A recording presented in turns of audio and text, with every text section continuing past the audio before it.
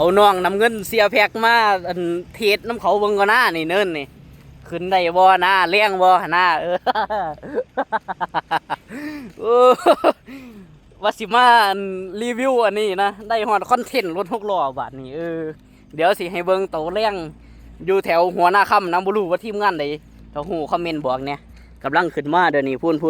อยู่ฮอดพุ่นได้ยินแต่เสียงเดี๋ยวนี้ห้องอากขึ้นมาอยู่โอ้มาแล้วนั่นโอ้อันนี้ก็น้องน้ำเงินคือกันตัวนี้ จะให้เอาโดเรมอนเสียแพ็กหน้ามาลองเบิ่งนี่นะมาประลองความแรงกับทีมงานนี่เบิ่งก็น่านะฟังเสียงทอโลดวะน้อง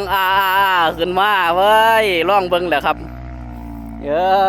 เป็นไดรอบบ่มีตกเหยียบเป็นเหยียบหูสั้นที่รีขึ้นไว้แม่นกระต่ายน้อยพุ่นละเบิ่งเอาโลดพุ่นน่ะ ขึ้นมาแล้วทีมงานไหนขออนุญาตถ่ายคลิปหน่อยเด้อ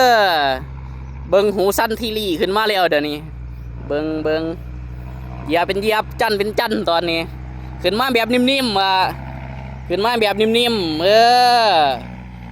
แอร์เย็นพร้อมขึ้นเป็นฟ้าห้อย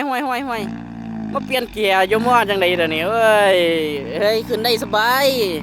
โซเฟอร์เฮาแน่นอนอยู่แล้วขึ้นแบบนิ่มๆเบิ่งกระจกเป็นฟ้าแอร์เย็นบ่เย็นนะ อันนี้สไปเดอร์แมน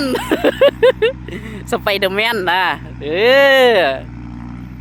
ต้องเอาโดเรมอนเสียแพ็กมา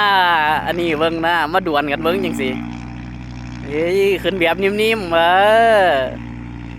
มาทานแก้วนั่นนี่